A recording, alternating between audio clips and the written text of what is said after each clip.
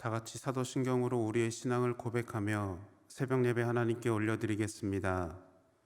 전능하사 천지를 만드신 하나님 아버지를 내가 믿사오며 그 외아들 우리 주 예수 그리스도를 믿사오니 이는 성령으로 잉태하사 동정녀 마리아에게 나시고 본디오 빌라도에게 고난을 받으사 십자가에 못 박혀 죽으시고 장사한 지 사흘 만에 죽은 자 가운데서 다시 살아나시며 하늘에 오르사 전능하신 하나님 우편에 앉아 계시다가 저리로서 산자와 죽은 자를 심판하러 오시리라. 성령을 믿사오며 거룩한 공회와 성도가 서로 교통하는 것과 죄를 사하여 주시는 것과 몸이 다시 사는 것과 영원히 사는 것을 믿사옵나이다. 아멘.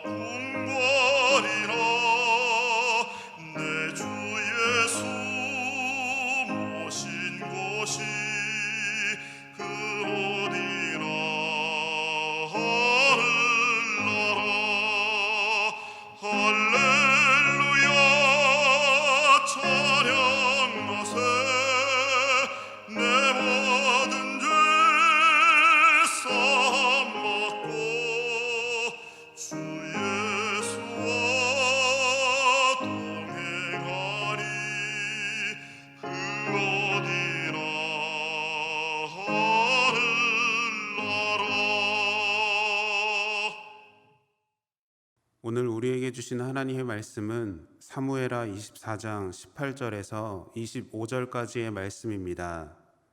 이날에 갓이 다윗에게 이르러 그에게 아뢰되 올라가서 여부스 사람 아라우나의 타작마당에서 여호와를 위하여 제단을 쌓으소서 하매 다윗이 여호와께서 명령하신 바 갓의 말대로 올라가니라. 아라우나가 바라보다가 왕과 그의 부하들이 자기를 향하여 건너옴을 보고 나가서 왕 앞에서 얼굴을 땅에 대고 절하며 이르되 어찌하여 내 주 왕께서 종에게 임하시나이까 하니 다윗이 이르되 내게서 타작마당을 사서 여호와께 제단을 쌓아 백성에게 내리는 재앙을 그치게 하려 함이라 하는지라. 아라우나가 다윗에게 아뢰되 원하건대 내 주 왕은 좋게 여기시는 대로 취하여 드리소서. 번제에 대하여는 소가 있고 뗄 나무에 대하여는 마당질하는 도구와 소의 멍에가 있나이다. 왕이여 아라우나가 이것을 다 왕께 드리나이다 하고 또 왕께 아뢰되 왕의 하나님 여호와께서 왕을 기쁘게 받으시기를 원하나이다. 왕이 아라우나에게 이르되 그렇지 아니하다. 내가 값을 주고 내게서 사리라. 값없이는 내 하나님 여호와께 번제를 드리지 아니하리라 하고 다윗이 은 50세겔로 타작마당과 소를 사고 그곳에서 여호와를 위하여 제단을 쌓고 번제와 화목제를 드렸더니 이에 여호와께서 그 땅을 위한 기도를 들으심에 이스라엘에게 내리는 재앙이 그쳤더라. 아멘. 함께 기도하겠습니다. 사랑해 주님, 오늘도 우리의 삶을 인도하여 주심에 감사를 드립니다. 하나님 앞에서 늘 부족하고 연약한 우리의 모습이지만 하나님께서 나를 붙잡아 주시고 이끌어 주시는 손길을 경험합니다. 하나님, 오늘도 우리와 동행하여 주시옵소서. 때로는 나의 욕심과 생각이 하나님의 마음을 가릴 때가 있고 내 손과 발이 하나님보다 세상을 찾을 때가 있습니다. 십자가 앞에 나의 모습을 회개하며 나아가오니 나를 정결케 하여 주시옵소서. 그 믿음으로 하나님을 끝까지 붙잡고 나아갈 때 승리의 기쁨을 허락하여 주시고 하나님께 감사함으로 나아가는 참된 그리스도인으로 결단하게 하여 주시옵소서. 이 시간 주님 말씀을 듣습니다. 하나님의 말씀이 듣는 것을 넘어 나의 삶으로 드러나 열매 맺는 삶을 살게 하여 주시옵소서. 모든 것 주님께 감사드리며 예수님의 이름으로 기도드립니다. 아멘. 할렐루야. 이 시간 말씀과 기도로 하루를 시작하는 거룩한 성도님들 가운데 하나님께서 베푸시는 은혜가 임하시기를 축원합니다. 오늘은 거룩한 희생으로 얻은 생명의 기쁨이라는 제목으로 하나님의 마음을 나누고자 합니다. 오늘 본문의 앞부분을 보시면 다윗이 자신을 드러내고자 했던 행동이 재앙으로 이어진 것을 보게 됩니다. 하나님을 의지하고 하나님 말씀에 순종했던 다윗은 그가 정복한 성취감을 자신의 위대함으로 여기게 됩니다. 그리고 어떤 이유에서인지 이스라엘과 유다 지역의 인구조사를 실시합니다. 요압을 중심으로 한 이스라엘 장관들은 다윗의 생각에 반대했지만 다윗의 확고한 의지로 인해 어쩔 수 없이 전국적인 인구조사를 진행하게 됩니다. 9달 20날에 걸친 인구조사는 전쟁에 나갈 수 있는 남자가 이스라엘인 중에서는 80만이요 유다인 중에서는 50만이라는 결과를 얻게 됩니다. 그런데 하나님은 이 일을 불쾌히 여기십니다. 그리고 다윗은 자신의 행동이 잘못되었음을 깨닫고 하나님께 용서를 구합니다. 하지만 하나님은 선지자 갓을 통해 다윗에게 벌을 내리기로 결정하십니다. 사무엘하 24장 13절 말씀입니다. 갓이 다윗에게 이르러 아뢰어 이르되 왕의 땅에 7년 기근이 있을 것이니이까 혹은 왕이 왕의 원수에게 쫓겨 석 달 동안 그들 앞에서 도망하실 것이니이까 혹은 왕의 땅에 사흘 동안 전염병이 있을 것이니이까 라고 말합니다. 하나님은 선지자 갓을 통해 다윗에게 벌을 내리시는데 세 종류의 벌 중에서 하나를 택하게 합니다. 첫째는 7년간의 기근, 둘째는 다윗 자신이 다윗의 원수에게 쫓겨 석 달 동안 그들 앞에서 도망하는 것, 셋째는 온 나라에 사흘 동안 전염병이 내리는 것이었습니다.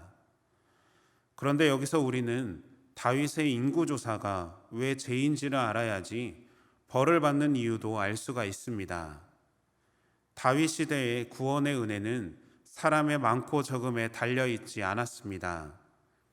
오직 하나님의 손에 달려있음을 우리는 잘 알고 있습니다. 그런데 다윗의 인구조사는 하나님을 의지하고 하나님의 인도하심을 신뢰하지 않고 사람의 힘을 의지하는 자만심과 자신의 능력을 드러내는 교만한 행위였던 것입니다. 이 말씀을 통해 우리 역시 우리의 잘못된 자만심을 버리고 나의 능력을 의지하지 않겠다는 결단이 필요합니다. 그리고 내 삶에 이루어지는 모든 축복이 하나님의 손에 달려있음을 인정해야 합니다. 하나님을 의지하고 하나님의 인도하심을 순종으로 따르는 그 삶을 통해 하나님의 은혜가 우리에게 임하는 줄로 믿습니다. 그 믿음의 삶을 고백하는 저와 여러분들이 되시기를 축원합니다. 다윗은 이 사실을 깨닫고 후회를 하지만 이미 때는 늦었습니다. 다윗은 선지자 갓이 제안한 3가지의 벌 중에 온 나라에 내리는 3일 동안의 전염병을 택합니다. 그리고 그 결과는 어떻습니까? 사무엘하 24장 15절 말씀입니다.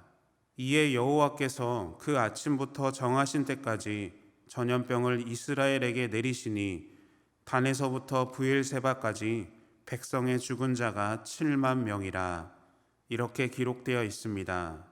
다윗의 잘못된 판단이 무려 7만 명의 백성을 죽음에 이르게 했습니다.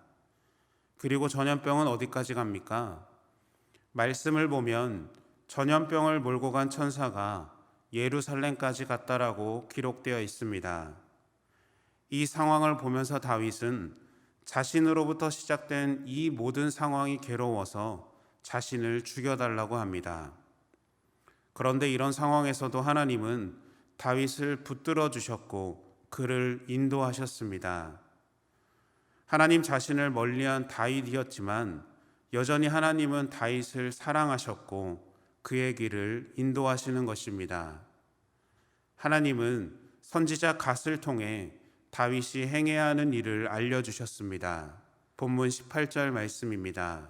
이날에 갓이 다윗에게 이르러 그에게 아뢰되 올라가서 여부스 사람 아라우나의 타작마당에서 여호와를 위하여 제단을 쌓으소서 하매 라고 말합니다. 제단을 쌓으라는 것은 제사를 드리라는 것과 같습니다. 제단을 쌓는다라는 것은 다윗의 죄를 대신하여 죽는 제물의 희생으로 인해 하나님의 심판에서 벗어나게 됨을 보여주는 것입니다. 다시 말해서 하나님께서 말씀하신 다윗의 제사에는 그의 죄를 대신하는 희생 제물이 필요하다라는 것을 뜻합니다. 그렇다면 그 희생 제물은 무엇일까요? 다윗은 하나님의 말씀에 따라 아라우나의 타작마당으로 올라갔습니다. 그리고 아라우나에게 다윗 자신으로 인해 일어난 현재의 모든 상황에 대해 사실대로 이야기를 하고 제사를 드리려고 합니다. 아라우나는 자신의 집에 있는 모든 것이 준비되어 있으니 그냥 사용해도 된다라고 말합니다. 아라우나는 왜 이런 말을 했을까요? 여러 가지 이유가 있겠지만 아라우나는 왕이 자신에게 온 것만으로도 모든 것을 내어줄 수 있었습니다. 골리앗을 물맷돌로 물리치고 나라를 통일시킨 영웅이 자신의 타작마당으로 왔고 제단을 쌓는다고 하니 가문의 영광이 아니었을까요? 다른 의미로는 다윗 시대 사회는 모든 국가의 재산이 왕에게 속해 있었습니다. 그래서 타작마당에 있는 모든 것도 다윗의 소유이기에 아라우나의 제안은 당연했던 겁니다. 하지만 다윗은 이 제안을 거절합니다. 본문 24절 말씀입니다. 왕이 아라우나에게 이르되 그렇지 아니하다. 내가 값을 주고 내게서 살이라. 값없이는 내 하나님 여호와께 번제를 드리지 아니하리라 하고 다윗이 은 50세겔로 타작마당과 소를 사고 라고 말합니다. 다윗은 은 50세겔을 지불하고 타작마당과 소를 사서 제사를 드립니다. 그런데 다윗은 왜 아라우나의 제안을 거절하고 값을 지불하여 제사를 드렸을까요? 성경에 기록된 아라우나의 타작마당은 모리아산입니다. 창세기에서 모리아산은 아브라함이 이삭을 제물로 바치려고 할 때 하나님께서 준비하신 수장을 대신 제물로 삼고 이삭을 살린 곳입니다.